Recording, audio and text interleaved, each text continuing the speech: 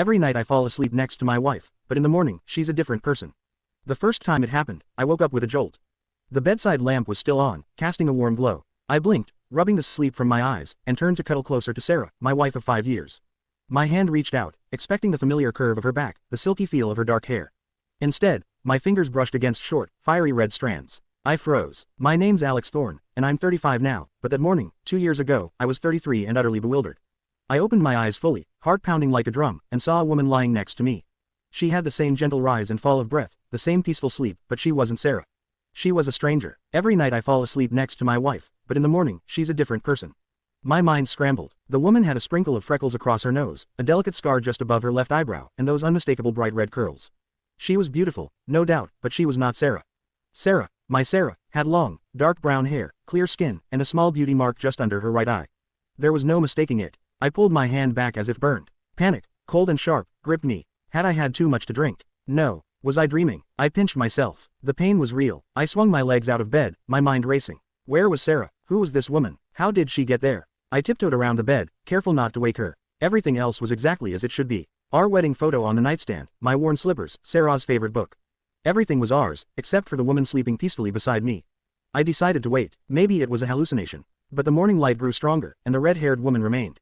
Eventually, her eyes fluttered open. They were a stunning hazel. She blinked, stretched, and then her gaze met mine. A soft, sleepy smile touched her lips. "Morning, love," she murmured, her voice a little husky with sleep. "Did you sleep well?" My jaw dropped. She spoke with a familiar warmth, a tenderness that felt Sarah-like.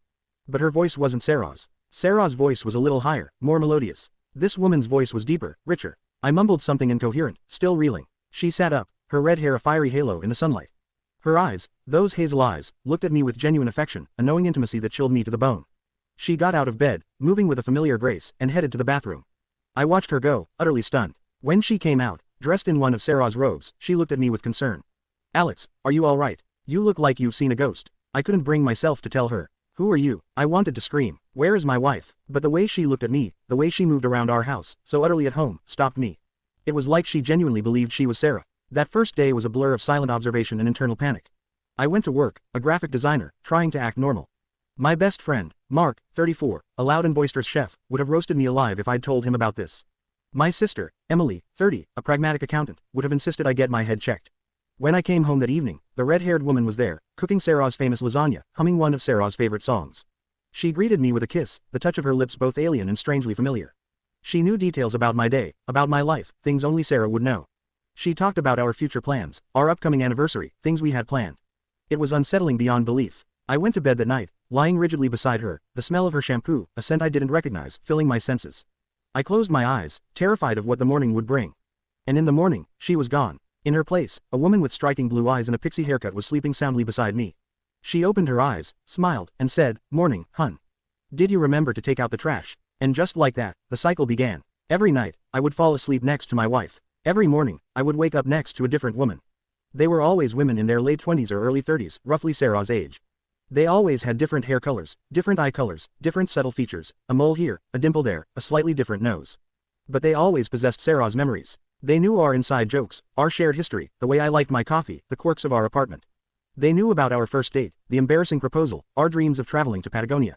They were all Sarah, and none of them were Sarah. I started keeping a secret journal, a meticulous record of each morning's transformation.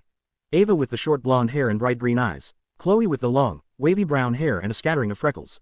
Maya with the piercing gray eyes and a faint British accent. It was like a revolving door of identities, each one claiming to be my wife, each one holding Sarah's memories.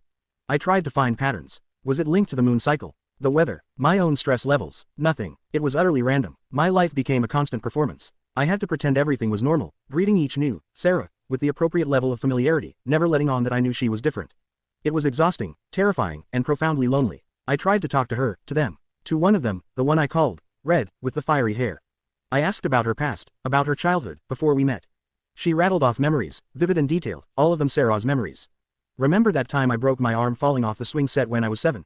She'd asked, her eyes twinkling. Sarah did break her arm then. But Red's voice, her face, it wasn't Sarah's. I even tried showing them old photos of Sarah. They would look at them with a fond smile. "Oh, my high school graduation photo. I still can't believe how bad my hair was then." One, Sarah, with long, straight black hair had laughed. It was uncanny. They believed they were Sarah. Every single one of them. The only physical constant was her wedding ring, a simple platinum band. No matter who she was, the ring was always on her finger, always fitting perfectly. And she never commented on my appearance. I was always Alex, the same husband she knew. I even grew a beard once, hoping for a reaction, but Sarah, that morning just stroked it thoughtfully and said, suits you, love. A nice change. No shock, no surprise. It was like my appearance was consistent, while hers was the only variable. My world began to shrink. I avoided going out with friends, terrified that one of them might notice something was off. Mark, my best friend, had a terrible memory for faces, thankfully, and usually just grunted a greeting to Sarah before launching into stories about his latest culinary disaster. Emily, however, was sharp. I started making excuses, telling her Sarah was feeling under the weather, or working late. She started to get suspicious. My parents, Arthur and Helen Thorne, both in their 60s, lived a few hours away. They didn't visit often, which was a blessing and a curse. A blessing because I didn't have to explain the constant shifts. A curse because I was utterly alone in this nightmare. The most terrifying part was the loss. Every morning, a part of Sarah, the physical Sarah I knew and loved, vanished. It wasn't just her face or hair. Sometimes her height seemed slightly different, her posture, even her laugh. I'd fall asleep remembering the feel of her dark hair against my cheek, the precise curve of her lips, the way her eyes crinkled when she truly smiled. And then I'd wake up to a new set of features, a new laugh, a new way her eyes crinkled. It was like my mind was trying to overlay the memories of the true Sarah onto these new faces, but it was a losing battle. The true Sarah, the one I married, the one I knew, was slowly fading, replaced by a gallery of strangers who wore her memories. I started having vivid, unsettling dreams. Dreams where Sarah was a shimmering, shifting figure, constantly changing before my eyes. Dreams where I was chasing a faceless woman through a labyrinth, desperately trying to recognize her. I'd wake up in a cold sweat, the dread heavy in my chest, already knowing what I would find next to me.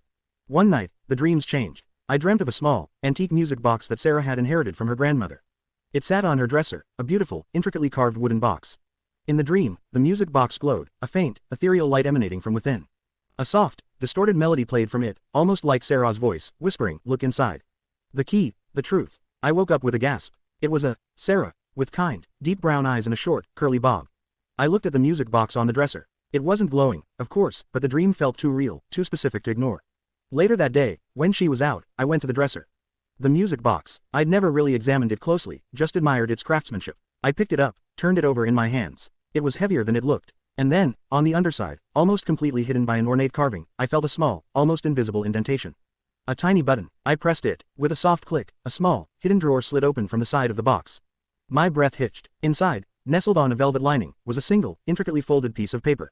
And a tiny, delicate silver key. My hands trembled as I unfolded the paper. It was a note, handwritten in Sarah's familiar script. But it wasn't the usual neat, flowing hand. It was rushed, a little shaky. "Alex, my love," the note began. "If you're reading this, then it's already happened. I don't have much time. I found it. The journal. My family. They're not who we think they are. Not entirely. This isn't just about genes, Alex. It's a condition, a legacy, passed down through the women in my family. It changes them. Each day, a new version. They called it the gift of renewal, but it's a curse.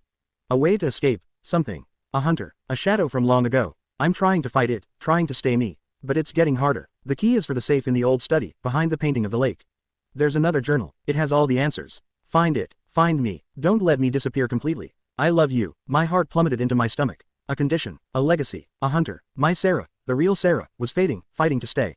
This wasn't some random phenomenon. This was deliberate, and terrifying. I found the safe in the old study, hidden behind a landscape painting that had always seemed a little out of place. The silver key fit perfectly. Inside was another journal, much older than the music box, its leather cover worn smooth with age. This one was filled with different handwriting, belonging to generations of women in Sarah's family. As I read, the horrifying truth unfolded. Sarah's maternal line carried a unique genetic anomaly. Every night, during their deepest sleep cycle, their physical form would reset, shifting slightly, adopting a new set of features. It wasn't a curse or a blessing, but a survival mechanism, a natural defense developed centuries ago by their ancestors. The journal spoke of a shadowy organization, a group that had hunted women with this gift for their unique genetic makeup, believing it held the key to unlocking eternal youth or some other dark power.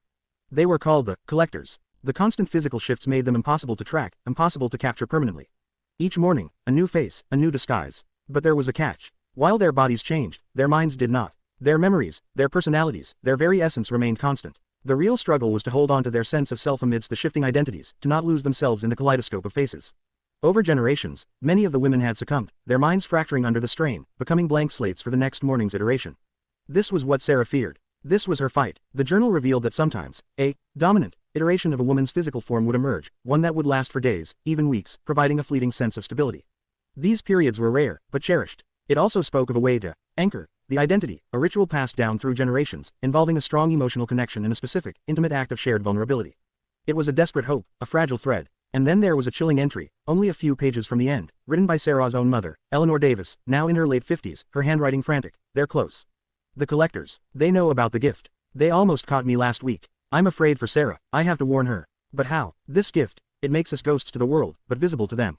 Sarah's mother, who I knew was a stern, traditional woman, was living this same nightmare. She had never spoken of it. No one had. It was a family secret, too terrifying to share. The journal ended with Sarah's desperate plea. Don't let me disappear. I knew then what I had to do. I couldn't cure her, not in the traditional sense. But I could help her fight. I could be her anchor. The journal outlined the ritual, a series of intimate, deeply personal acts designed to strengthen the mental link to her core identity, to ground her in her true self, despite the physical changes. It involved shared memories, deep emotional connections, and an unwavering belief in her identity. The next morning, it was Sarah, with kind, steady green eyes and long, straight black hair. She looked at me with the usual affection, but there was a flicker of something in her gaze, a weary understanding. I knew it was her. The real her, fighting through the physical changes. I didn't waste time. I started talking to her, reminiscing about our earliest memories, our most cherished moments. Our first date, the silly inside jokes, the time we got lost in Paris, laughing until our sides hurt. I showed her old photos, not just of her, but of us, together, living our lives. I described her favorite things, the way she hummed when she cooked, the way she always tucked her hair behind her ear when she was thinking. She listened, her eyes fixed on mine, a deep, knowing warmth growing in them. Sometimes, a small, subtle physical twitch, a slight shift in her expression, would remind me that this was just another iteration, another fleeting form. But the essence was there. Sarah. I started leaving small notes around the house, little reminders of our shared life. Remember our first concert? The one where we danced like idiots. Your favorite coffee, just how you like it. Thinking of our dream trip to Patagonia today. Each note was a tiny anchor, a thread connecting her to her true self. It was terrifying, and exhausting. Every night, I would lie awake for a long time after she fell asleep, watching her, wondering what new face I would wake up to. And every morning, I would steel myself, ready to re-engage, to re-anchor. The threat from the collectors was real too. The journal mentioned a particular symbol, a stylized hawk, often carved into their weapons or worn as a pendant. I started seeing it, or imagining I did, in the periphery of my vision. A car with a dark window, a fleeting glance from a stranger in a crowd. Paranoia was a constant companion. I installed hidden cameras around the house, strengthened the locks, and started learning self-defense. My job, thankfully, allowed me to work from home most days, which meant I could be with Sarah, constantly reinforcing her identity, constantly vigilant.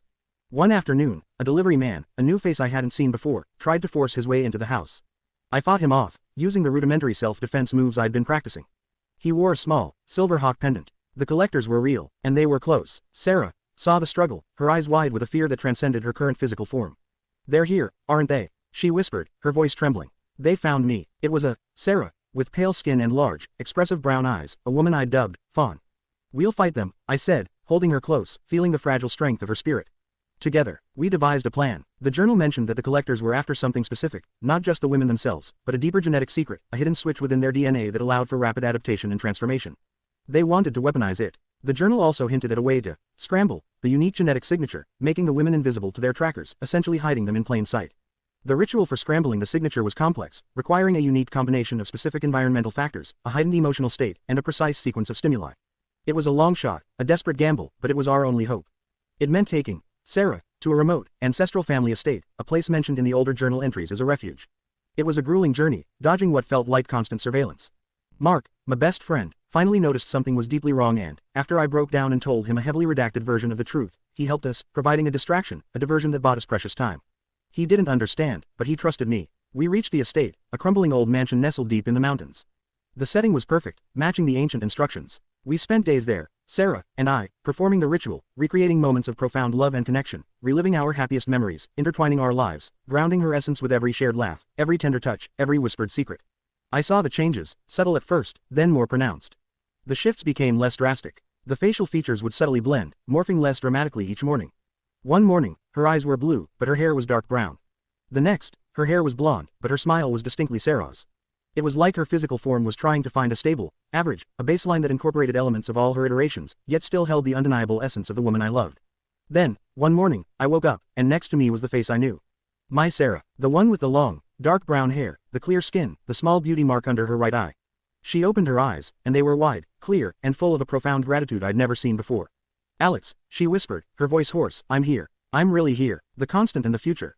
It's been 6 months since then. Sarah is still Sarah. The constant, terrifying shifts have stopped. Her hair is still dark brown, her eyes still clear. The beauty mark is still there. She's the same Sarah I fell in love with, the one I married. The genetic scrambling worked. She is now invisible to the collectors, her unique signature masked. The threat remains, somewhere, but we are safer. She remembers everything, every shift, every new face, every morning she woke up as someone else. She remembers the terror, the constant fight to hold on to herself. She remembers me, fighting beside her, her anchor in a world that sought to erase her. Our life is different now. We live with a quiet understanding of the extraordinary truth that binds us. We are more connected now.